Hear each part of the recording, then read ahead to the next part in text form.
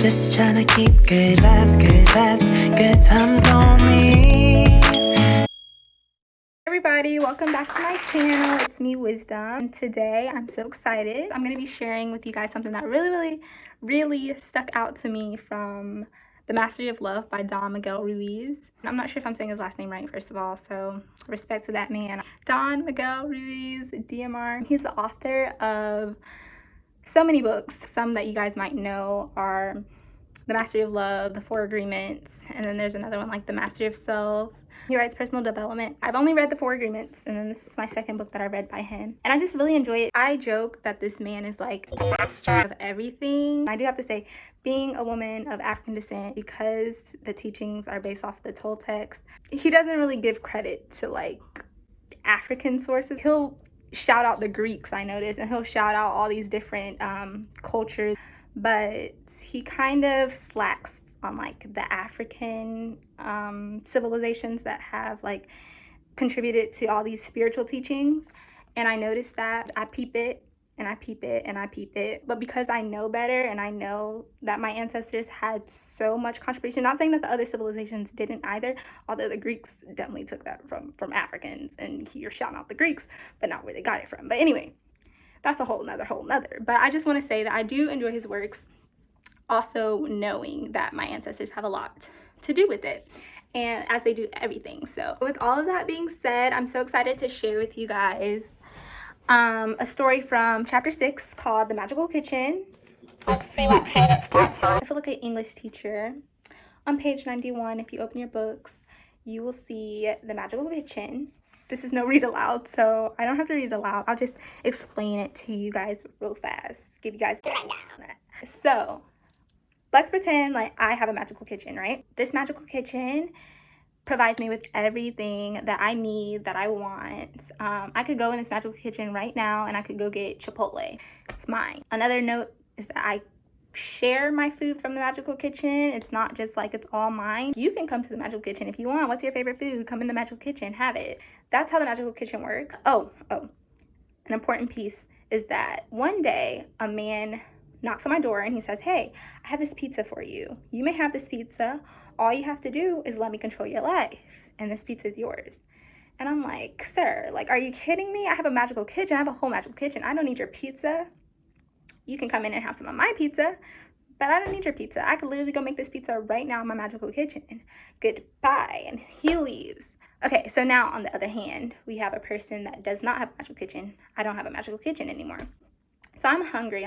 And so when this man comes and knocks on my door and he tries to offer me a pizza, all I have to do is let him control my life. I'm more willing to let him control my life. Let me get that pizza. I need food, so... And he says, "Okay, so now look at the magical kitchen as being your heart."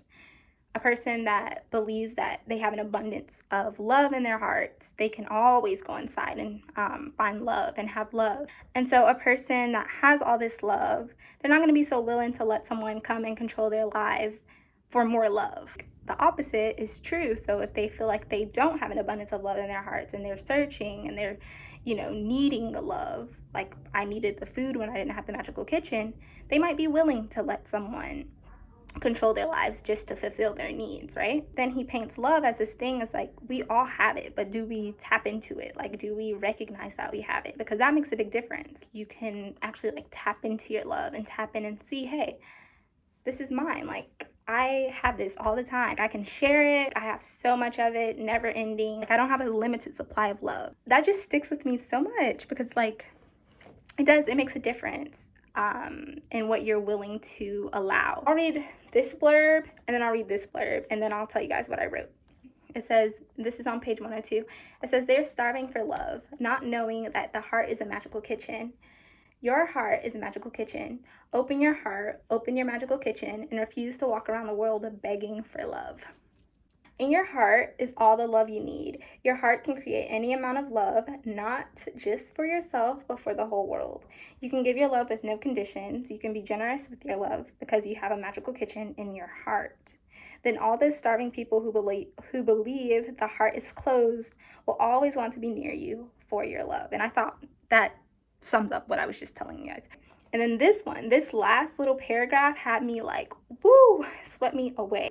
Selfishness comes from poverty in the heart, from the belief that love is not abundant. We become selfish when we believe that maybe tomorrow we won't have any pizza. But when we know that our heart is a magical kitchen, we are always generous and our love is completely unconditional.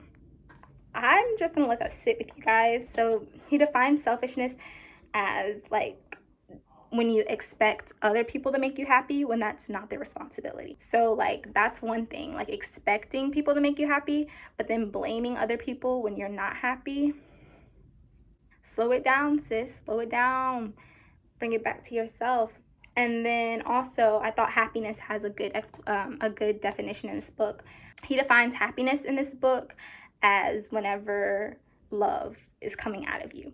And I think that's also a cool way to look at it, because it's like when I think about myself and my own happiness, I'm like, okay, like what are the things that make me happy? Well, he's right. The things that make me happy are the things that I can feel love coming out of me for. So that's all that I have to say. That's all that I wanted to share today. Thank you guys so much for watching this video. Let me know if you guys plan to read it or if you have read it, and we can discuss it, have a little book talk or whatever.